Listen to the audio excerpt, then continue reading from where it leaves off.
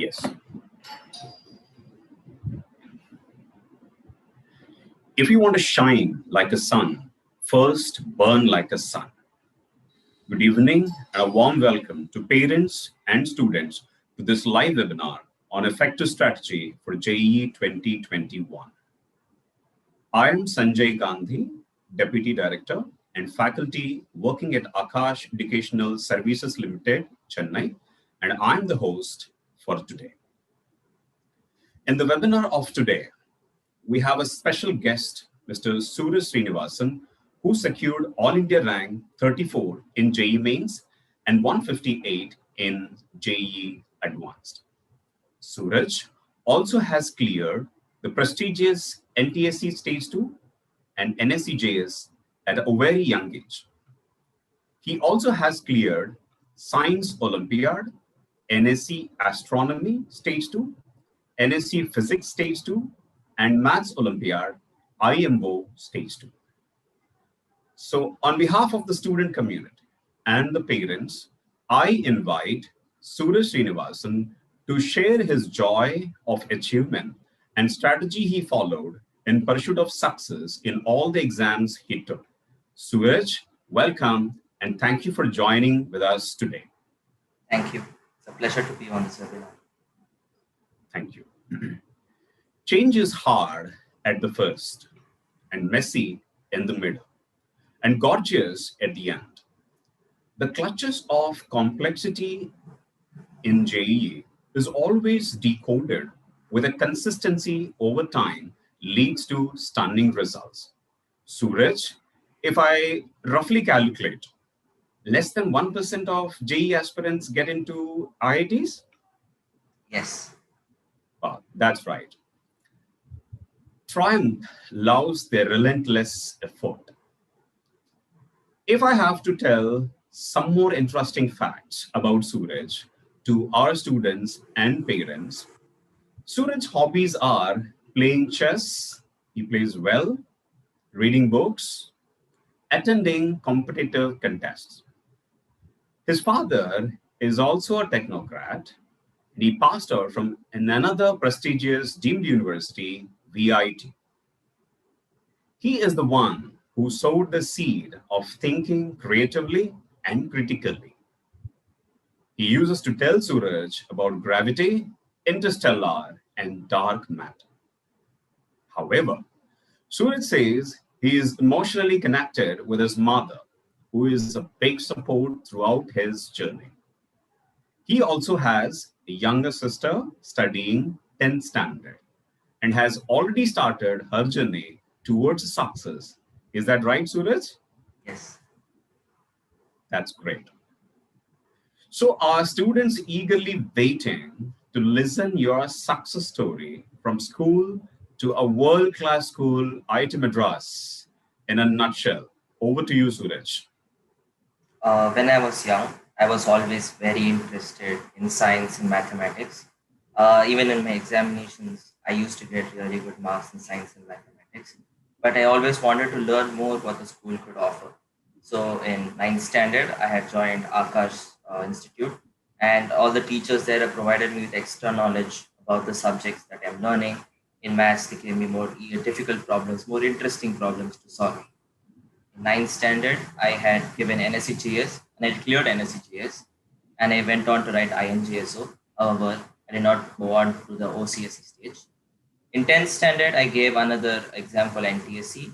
I cleared both stage 1 and stage 2, and I'm now an NTSE scholar. By this time, I have realized that I like science and maths, and the best place to pursue both those interests in India was the Indian Institute of Technologies. So in 11th standard, I started to increase my efforts into studying for the exam JEE Advanced and JEE Mains. So in 11th standard, I first gave another exam called KVPY, which I cleared both stage 1 exam and the interview stage. And then I wrote the Olympiads as well. I had cleared NSCA Astronomy Olympiad, and I went on to clear the second stage as well, INAO, and I went to the Astronomy OCSE stage. In 12th standard, I again gave KVPY, and I cleared both stage 1 and stage 2, this time with a rank of 39. I also gave the Olympiads again. I had cleared NSCA and INAO again, and I'd also cleared NSCP and INPH.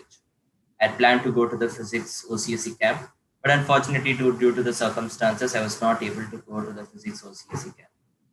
And then, as you know, I had written JEE Mains and JEE Advanced. I had gotten rank 34 in JEE Mains and rank 158 in JEE Advanced. That's nice to hear. Very good. There is a large difference between the reality and perception of reality. But in your case, they are same, Suraj? Yes? You're great. After climbing a great hill, one only finds that there are many more hills to climb. So Suraj, after great success in JEE and got into world-class tech school, IIT Madras in computer science, kindly tell us and our viewers, what are your future goals? Well, right now I'm studying computer science, but I also want to pursue more deeply into this field. I like artificial intelligence and machine learning, and I want to do some more work in these fields. I plan to get an MTech or an MSc from an Ivy League university, maybe in India, maybe abroad, and I hope to uh, do some work of value in the field that I'm studying. Wonderful. That's really good. A person who never made a mistake, never tried anything new. Focus, consistency, and time management plays a vital role in success. We have already received from many of you who are joining us today. So thank you for your questions, all my viewers. We will be happy to take any additional questions if possible in the webinar. You can share the comments in the section below. Thank you. Now let me introduce the highlights of the webinar.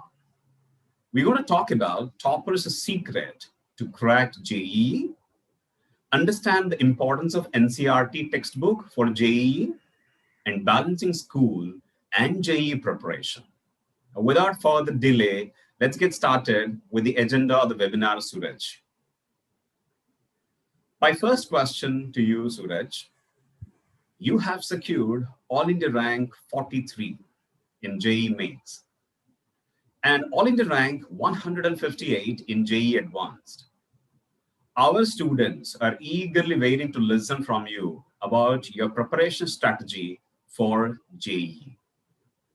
Well, I think it's very important to have a clear strategy before you start attempting the questions and the exam papers that you might give for JEE Mains and JEE Advanced. JEE Mains and JEE Advanced are both very different examinations. So it's important to construct a strategy that deals with the nuances in both examinations. For JEE Mains, NCERT is of utmost importance here. You have to study NCERT and know all the details, all the little questions and little information that are hidden in the nooks and corner of the textbook. I would also suggest practicing the previous year's papers because NTA usually gives the questions of a same difficulty and same variations from each year to each year, from each set to each set. So it's important to study both NCERT and practice previous year's papers, mainly for JEE.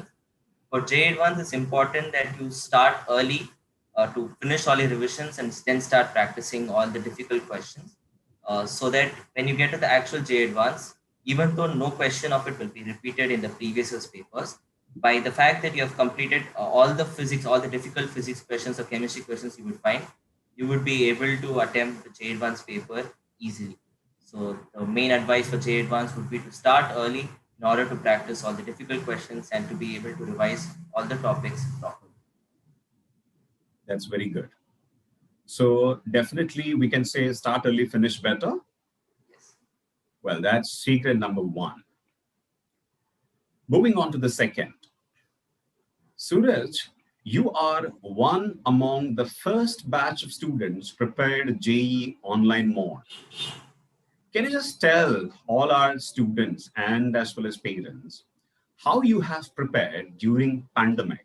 What are the challenges you faced? How do you overcome all those challenges? While I had focused mostly in all my life through offline mode of learning, so the online mode of learning was very difficult for me. but it's not that I was completely unused to the online mode of learning. I had sometimes even given uh, courses on the internet in order to learn extra topics when I was young. So I was not completely new to this type of learning, but it was indeed difficult for JEE. I found that the teachers were not I lacked a connect between me and the teachers, and it was very difficult from the offline mode of learning. So I was, however, positive throughout this entire experience.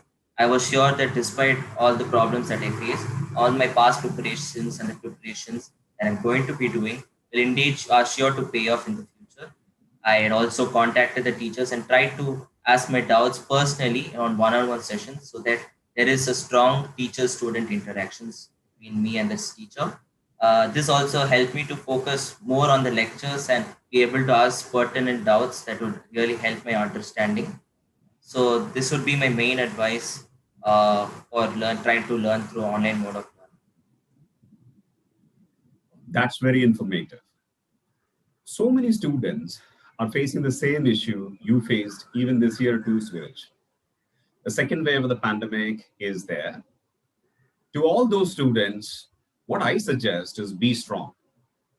If you think your life is mess now, it's because your fears are little stronger than your faith. That's all about it.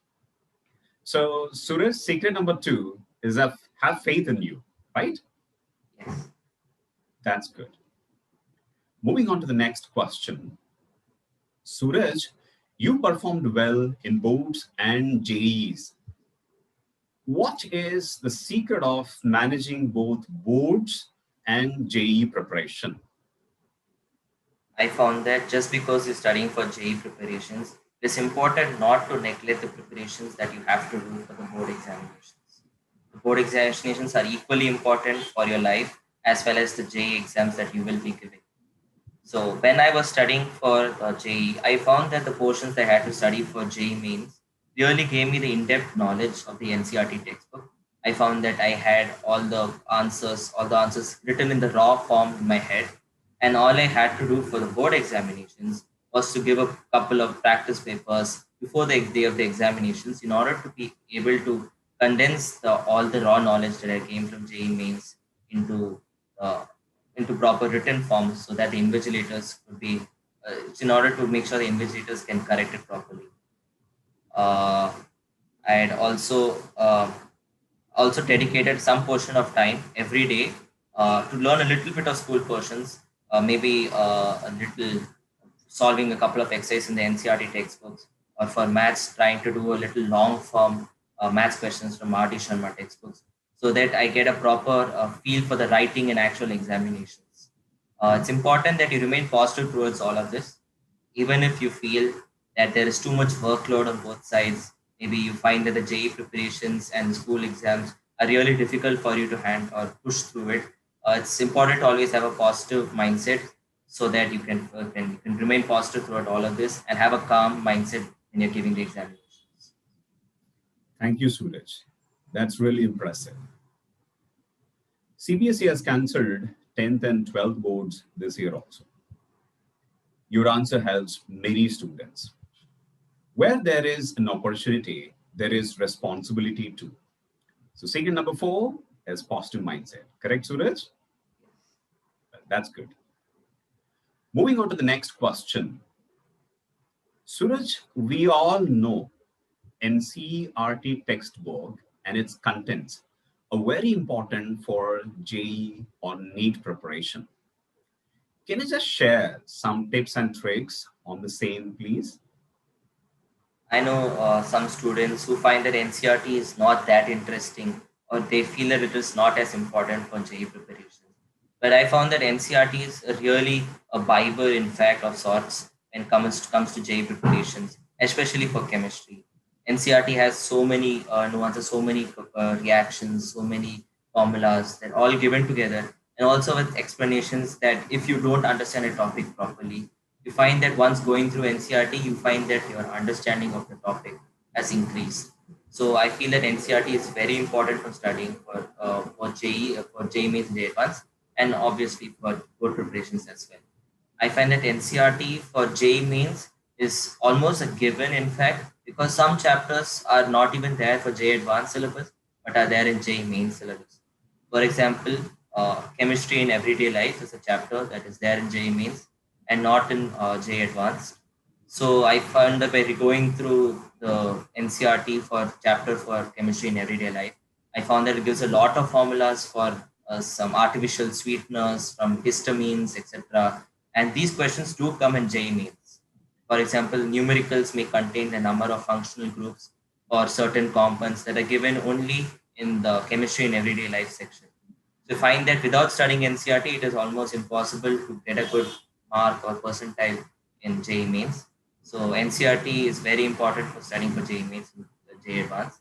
And JEE Advanced, I found that NCERT is also helpful, but not to a very high degree.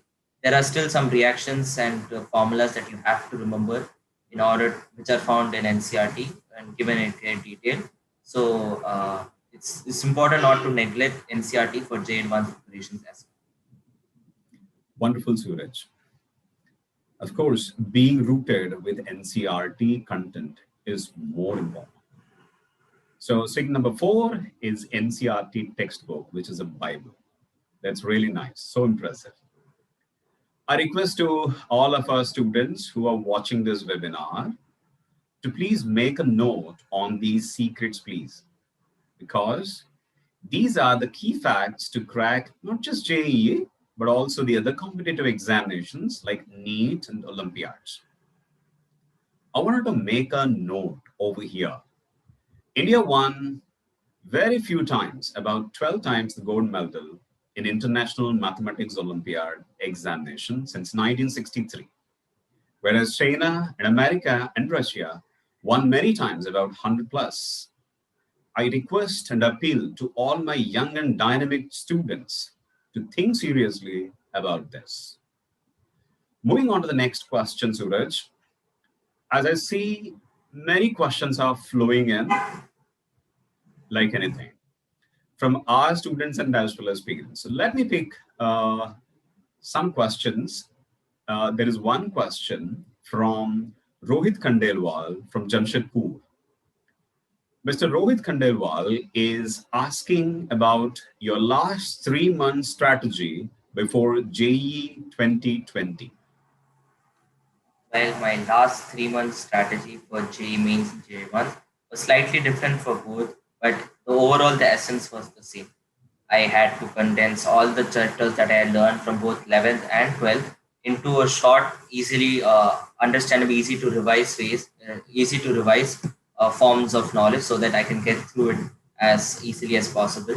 So for the every day in the last 3 days, I had a plan to cover a certain portion of each chapter or from every subject. For example, in chemistry, I would maybe take aldehyde and ketones and give it like half the chapter in one day and another half the chapter in another day. So this gives me a proper revision for all of these chapters in this the last 3 months. And at the end of the day, I try to go through some easy and difficult problems in both in these chapters so that I can test the knowledge that I have revised in by this the time that I have set for revision. Or for chemistry or for physics, I try to do the difficult problems first, then I try to do the easy problems as well, so that I don't make a silly mistake or a calculation mistake in the easy problems. For JEE Advanced, I found that mostly I focused on giving all the difficult problems, all the past year problems, and some of the easier problems as well, so that I could properly revise JEE Advanced. For JEE Mains, I mainly focused on trying to do all the previous papers. In JEE 2020, I gave all the papers of JEE 2019 from each set, from each bracket, so roughly around 14 question papers. I had given all of them. And at the end of the day, I try to see where I made the mistakes. And then I make sure that I make a note and I make sure that I never make this mistake or never make these kinds of mistakes in the examination in the future. So this was my main strategy for both last 3 months strategy for both JEE Mains and JEE Advanced. That's really magnificent. So, Suraj, you basically turned I can'ts into I can, right? That's secret number 5. to point it out to all our viewers. And I suggest our viewers, if you really want to do quick revision, please join Aakash Crash Course for JEE 2021 for a good 3 months preparation, even in pandemic. Akash also introduced hybrid courses, which can be converted into classroom program once when the lockdown is over. Thank you. Moving on to the next question. This question is from Venkat Raghavan from Annanagar, Chennai. Mr. Raghavan is asking, after completion of the syllabus, how did you manage to complete revision, Sooraj? While in 12th standard, I had completed the syllabus. The first 2 months of 12th standard, by maybe around August, I had completed the entire syllabus. So it's important that you try to remember what you've completed for the next almost 8 months, from August till the day of August, till May maybe, when I thought J Advance was going to happen in 2020. So it's important that you try to revise as consistently as possible in all these months. I found that by deeply committing myself to the cause, that in order to make sure I do well in J Advance and J Mains, I had this I had the motivation to go through every chapter multiple times, in order to make sure I have the topics in my mind properly. Some of my friends I know also try to go through the chapters or try to go through the textbook multiple times before the examinations, just so that it gets in your head. I don't think it's very important to read a textbook multiple times, but it's important that once you go through the syllabus, you make sure that it stays with you and you don't forget it in the future. It's no use if you do a revision just so that you can forget it in a couple of weeks. I also felt that from the material that Akash gave me, from sample papers, from questionnaires, I found that by doing this, it helps me reinforce the knowledge that I had just revised for my JEE preparations. So this was the main way I completed my revisions after finishing the syllabus. Well, that's really brilliant, Sooraj. Elite performers deepen themselves in commitment. So deep commitment is your secret number 6. That's very nice. Well, this question is from Shrestha Bhavani from Kukatpalli, Hyderabad, Tanya Verma from Lucknow, Uttar Pradesh, Subhashini from Medavakam, Chennai. I mean, it's a common question. They are asking, in online learning, there are many distractions. So how did you manage to save from distraction, Sooraj? I have always found that social media is a very big distracting influence on my studying. I find that when I go to social media, my urge to study or my motivation to study is immediately vanquished and it just keeps scrolling. So I always try to not ever go on social media. In 11th standard, this was easy for me because there was no need to go online and it almost blocked all social media from my life. I had no Instagram, no Facebook, nothing. And I usually focus on just the offline stuff. But when it's online now, it's almost impossible to avoid not go being online or having the urge to just Facebook. So I also install a firewall in order to make sure I can't access these websites at all. Uh, I find that social media is really harmful, and I would even if you find that it's necessary for you to have it, I would suggest trying to reduce it to as small a degree as possible, because it really stops you from being able to study and might even create an addiction if you're not too careful. That's great. And you have correctly pointed out, Suraj, social media is a big distraction. If you are thinking that you are missing so much on social media, need not worry. I mean, all viewers, this is for you. Because 2 years information of Facebook and Twitter can be obtained in 2 hours. So need not worry. Because addiction to distraction is the end of creation. One more point to understand here. Respecting the high power in the universe, some people call it as God, is same as respecting the highest power in yourself. So willpower is secret number 7 to have freedom from distraction. Right, Suraj? Well, that's very nice. The next question is from Sachi from Jamshedpur, Uttarakhand, Divya Dia Panda. Following a strict schedule is very important to crack JEE like exam. Dear Panda, want to know your timetable, rather your daily routine? I think it's so personal sometimes. I do agree that the daily routine can be different for different toppers. I usually try to ensure that there is equal amount of every subject and every day. So a daily routine would go something like this. I wake up in the morning, I attend the classes, and after the classes, I spend about an hour trying to go through the notes, trying to see what I have learned in the classes, and trying to imbibe them, whatever I have learned. Then after that, I take a small break. Then I go through the subjects, physics, chemistry, biomaths. I set an equal amount of time for all three, and I start studying physics, chemistry, maths. I usually start studying the chapters that I learned a week back, so that I get to not forget the chapters that I've learned 1 week before, and make sure it stays in my memory as long as possible.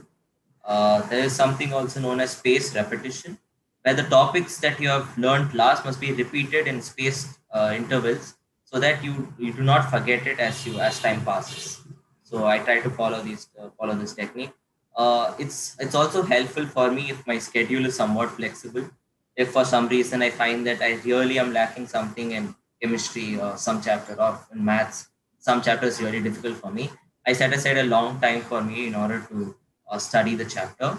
I find that it's very important to be consistent in following the timetable, so that you don't suddenly feel like, oh, I don't really want to study this chapter. I don't feel right motivated right now. The consistency will help you to maintain the schedule for a long amount of time. That's encouraging, Suraj. Many students prepare timetables, but they do not follow the same. And that's the key. Okay, this question is to you all viewers and students. How many of you fix the alarm to get up in the morning, maybe at 5 o'clock or 6 o'clock? Now, my another question to you is, how many of you get up at 5 a.m. when you fix it at 5 a.m.? Very few, none of you, or some of you push the snooze button. Never do that. The problem with this is you develop an attitude of giving it up. It gets into every area of your life. So, if you think that you can't get up at 5 a.m., no problem. Keep the alarm at 5:30 a.m., but get up at 5:30 a.m. You need to control the mind sometimes. So, following timetable is your secret number 8, Suraj, correct? Yes. That's very nice. Moving on to the next question. Ayush Saini from Faridabad, from Delhi NCR and Haryana. Mr. Saini is asking, what motivated you during pandemic to focus on your goals? Suraj, over to you. Suddenly shifting from an offline mode to an online mode of learning was really difficult for me. I found that sometimes in examinations, I might get a lesser score than what I had expected, and this was sometimes demotivating. But I made sure I had the courage to push through and the positive mindset, and I maintained this positive mindset till the day of the examinations. I find that talking with my family sometimes really helps me get motivated. My sister is also there to help make sure my spirits don't get too low. So this was my main motivations that I have received. I also find that by having courage to go through this, irrespective of what you might feeling, or what difficulties you might be facing, I find that having the courage to push past all this is really what differentiates the toppers from the people who could have done better. I find that by having regular doses of motivations from your friends, family, and by talking with them, by sharing your doubts, your fears, will really help you to get motivated in these pandemic times. That's interesting, Suraj. I wanted to put a quote across this by Michelle Obama. History has shown us that courage can also be contagious like coronavirus. Courage, your secret number 9. Yes, Suraj? I request all the children to make a note of all these secrets from our topper and guest, Mr. Sooraj Srinivasan, today. Moving on to the next question. This is from Pallavi from Indiranagar, Bangalore. She is asking you, Suraj, how to overcome procrastination. People sometimes call it as backlogs during your preparation. I too suffer from procrastination. I find that I often get procrastinated once the time limit gets too long, or if I'm studying for such a long time that I often get bored of just studying and sitting over there. So usually, whenever I set a block of time, I give 25 minutes of studying and a 5 minutes of rest. So if I start studying and I start to get bored, I have 5 minutes of rest to look forward to, and this gives me an incentive to study for the entire 25 duration of time, so that I get some break time in the 5 minutes of preparation, 5 minutes of break. If that too is not working, I try to shift the subject completely. Let's say I'm studying maths, I try to shift the subject completely to some interesting topic in physics, for example. And because of the sudden shift, my brain gets more active, it gets regenerated to study the new chapter that I chose. So, by doing so, when making slight study shifts, I find that it makes me really motivated to continue studying. So, my two main ways of avoiding procrastination is to set yourself little breaks during the studying process, and also to shift the subject if you feel one subject is little too boring, and get back to it at a later time. That's creative. Truly said Suraj. Procrastination, it is enemy of time. You're absolutely right. And the only way is self-discipline, which is your secret number 10, right? But that's really appreciated, Suraj. You have given all of our students and viewers 10 secrets to crack JEE examination. Thank you so much. Here is another question. This is from Ramalinga Reddy, Ongol, AP, and also from Sadvik from Vizag and Soumya Bhavesh from Chennai. All of them are having same question, and this is very interesting question too. The question is about how to strengthen the physics subject. Well, when I was small, I was really interested in mathematics. I used to read a lot about mathematics, and I found that by doing a lot of problems in mathematics, I was really good at manipulating the variables, trying to solve an algebraic equation as fast as possible, trying to find shortcuts in solving of questions, maybe sometimes even using the Vedic method to multiply 2 digits times 2 digits or 3 digits times 3 digits in order to calculate the multiplication faster.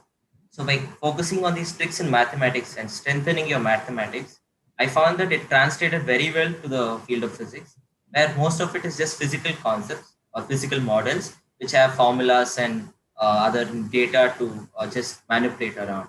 So by focusing your strengths on physics and just trying to, this really helps you in order to solve the questions in physics. But to actually learn the data, actually learn the formulas and being able to remember it, I find that because of my curiosity, I am very interested in how the physical models actually works, and by understanding how it works, by understanding how the functions and formulas are derived, I find that my curiosity and my strength in mathematics really help me make physics one of my stronger subjects. Great. You're very smart, Suraj. As you said, accounts is the language of business and mathematics is the language of physics. So as you also quoted curiosity, I wanted to put a quote across this from Albert Einstein. He said, I have no special talents with me. I'm only passionately curious about physics. This is what his quote is. So that's very impressive. Moving on to the next question. This question is from yet another question from Delhi NCR. What is the best way to study organic and physical chemistry, Sooraj? Well, organic and physical chemistry I found are the more easier to understand subjects as compared to inorganic chemistry, which is full of just data and mugging up reactions and maybe comparisons of different ions or elements. So, compared to inorganic chemistry, I really like organic and physical chemistry.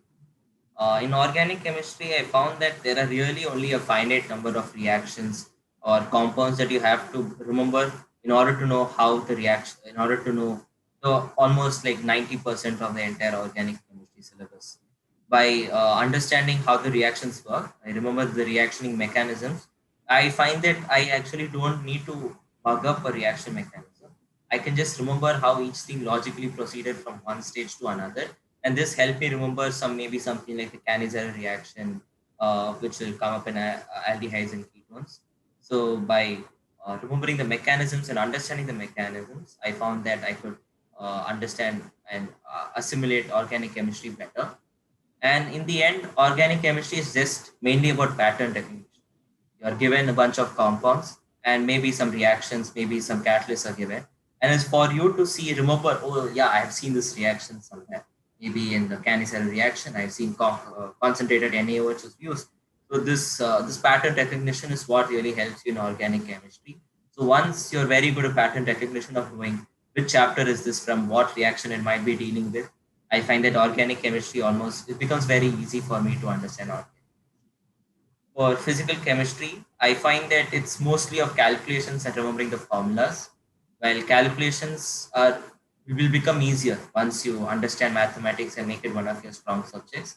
Once calculations is down, like properly in set for you, and if you don't make any mistakes in calculations, the only thing remaining in physical chemistry is understanding the question given and recalling the correct formulas.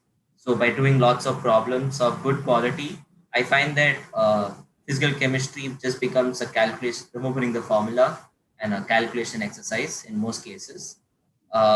It's very important in both organic and physical chemistry to have a good set of questions to practice from. If you're solving only easy questions that you've seen only in NCERT and don't solve anything else, it might be detrimental to for your preparations.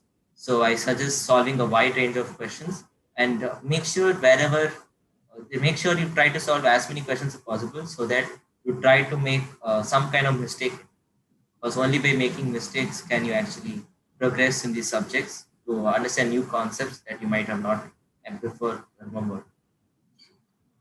That's nice to hear, Suraj. So you mean to say evaluate quality of your preparation, right? Okay. I just wanted to tell all our viewers how to evaluate the quality. When I just tell a simple mechanism, take a set of 5 random questions from your material, from any of the book, right? Solve them straight. So when you have taken 5, and if all the 5 are correct, your quality is 100%. Similarly, if only 4 are correct out of 5, your quality is 80%. The same way, if 3 are correct, 60%, if 2 are correct, 40%, if only 1 is correct, it's just 20%. So repeat the same strategy till you constantly get 100% quality in different topics of the subjects. I hope the students like this strategy. Keep doing it. Well, moving on to the next question. Here is a simple question, rather, I would say, humorous question from Bathinda, Punjab. Are you a night owl or an early bird? Suraj. Well, I would say it's somewhat maybe even 50% for me. I would say if I had to choose, I might choose an early bird. I do like waking up in the morning and seeing the sunshine. It makes me more motivated to study in the coming hours because it feels no one is awake at that time and you feel more focused in order to study. But in the end, I feel that it doesn't actually matter being an early bird or a night owl. What really matters is the effort and the hard work that you put in order to solve the questions. If you're satisfied with whatever the preparation you're doing, despite the time that you actually study in, I find that your end result will be the same, irrespective of whether you are a night owl or an early bird. Wow, that's really correct, Suraj. You said 50-50. I mean, this is actually, as you said, it doesn't matter. But what does that matters is the most is if everybody was satisfied with himself, there would not be any heroes, right? Well, moving on to the next question. It's a question from an NRA student, Richmond, the capital city of Virginia, US. What is your state of mind in the exam hall? There is one more question along with this. What is the negative marks strategy in JEE? It's a very good question.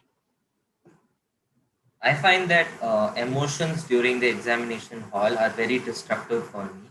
If, for example, I start feeling dejected after not being able to solve a question, it affects my ability to solve the next question as well, irrespective of whether I can actually solve it given perfect conditions and perfect no emotional status or not.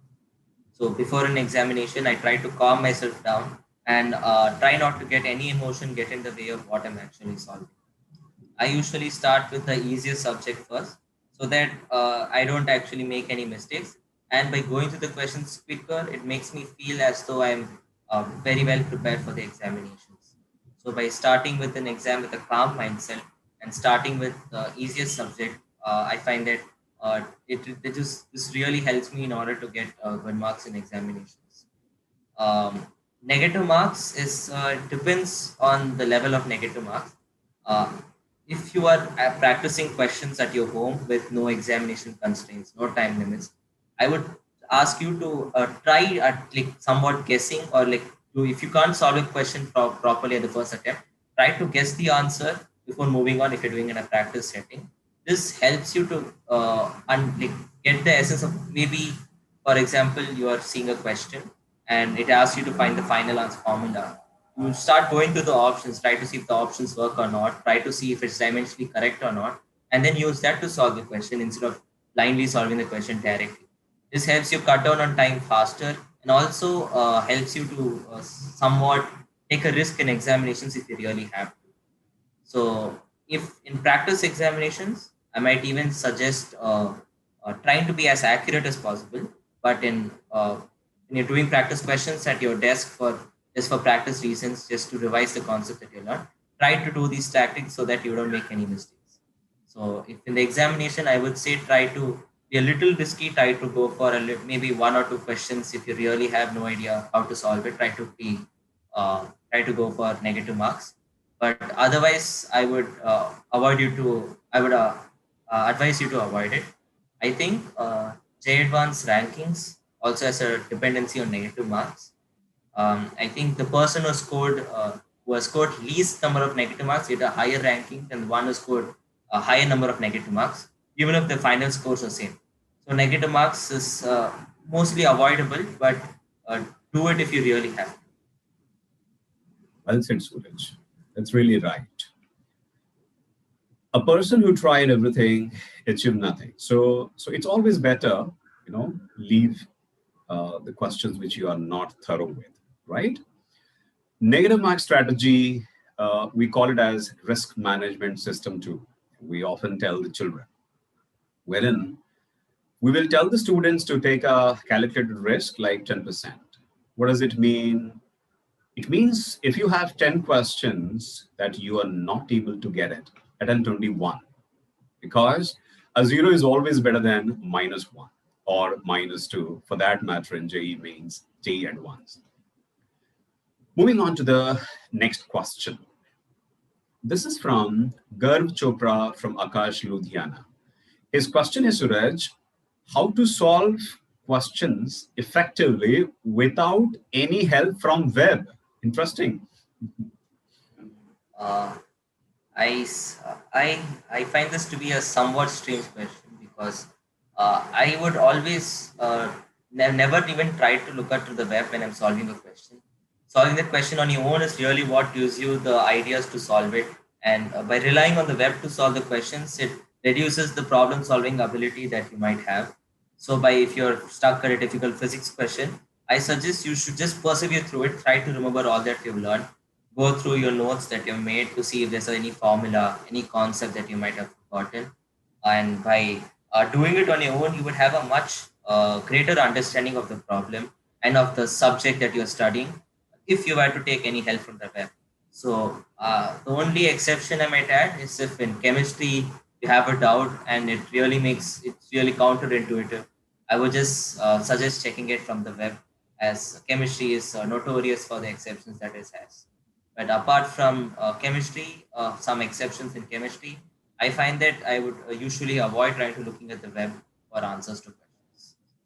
So you mean to say, Suraj, Google has answers for everything, but you don't know which is right and which is wrong, correct?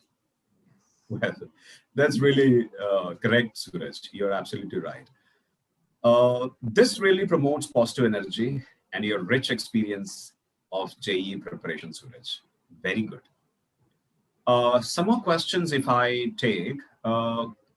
Students are asking about the different books that you have used for physics, chemistry, and mathematics during your preparation.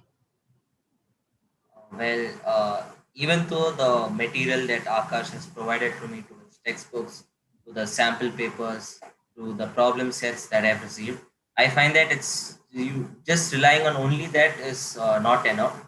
Sometimes you might need a little extra questions from outside sources or from reputed textbooks. For physics, I found that Irido was a really huge question bank, full of difficult, full of interesting, full of just full of just really nice questions that you could solve. Irido also has no solutions, no written solutions, only the final answers. So the written solutions, the proper solutions, whatever you get, have to be properly checked, even if you have the correct answer at the end. So Irido offers a proper understanding of questions and how to solve them properly. For chemistry, I find that I use some textbooks, sometimes like Peter Sykes to study organic chemistry. Sometimes I use MS Chauhan to study organic chemistry. MS Chauhan has this nice questions textbook full of problems, and those problems were really interesting. Some problems were somewhat of an exception type, but also other problems were interesting applications of already known reactions. So MS Chauhan has a lot of interesting organic chemistry questions. Um, Inorganic chemistry, I found that JD Lee is a really good book. I don't like the Indian version of the JD Lee book that much, for it's written by Sudarshan Guha. Even though it has plenty of information relevant for JE, I find that the original textbook for JDB was really interesting, and it offered the author's view and the author's passion for studying chemistry, which really enlivened all the observations about dry organic chemistry data and etc. And for mathematics, I would suggest books by Vikas Gupta. Those books were really interesting and offered lots of interesting questions in calculus and algebra, which really helped me in order to solve those questions in J Advanced or J Advanced like question papers. That's a very valuable information to all of our students, Suraj. Thank you so much for that. Here is another question about NCERT short notes. And what is this all about? Everyone talks about that NCERT short notes. Yes, Suraj, over to you. While NCRT has loads of information, loads of paragraph trying to explain every topic in as much detail as possible, most of the paragraphs are actually somewhat not as helpful as the other ones. The NCRT paragraphs, some of them can even be skipped, and it wouldn't affect the reading of the entire chapter. So NCRT short notes would be just the collection of the most important paragraphs that in particular chapter. So by starting going through this list of chapters, you would actually gain equal to, or sometimes you might even be greater knowledge of NCRT short notes of the reading the entire chapter, as you would be able to easily understand shorter forms of information than larger, more bigger, more explanative forms of information. So this would be NCRT short notes, and I found it somewhat useful in my preparations. Well, that's very interesting, Suraj. If I have to tell you about NCRT short notes, some more points to all of our viewers. Let's take an example of electric charges and fields. It was written in 50 pages of NCRT textbook. Now, out of 50 pages, there are about 96 paragraphs. if you take the essence of 96 paragraphs, you will take the essence from approximately 46 paragraphs only. And that zips entire the content of 50 pages into 5 pages in your notes. So that's the power of NCERT short notes. Now, for this short notes, for every test, you'll make use of this and you add some subjective questions for the board exams and certain objective questions for the competitive examination. So that's the power of NCERT short notes. That's very interesting, Sooraj. Let's move on to the next question. What is the error analysis students prepare at Aakash Institute?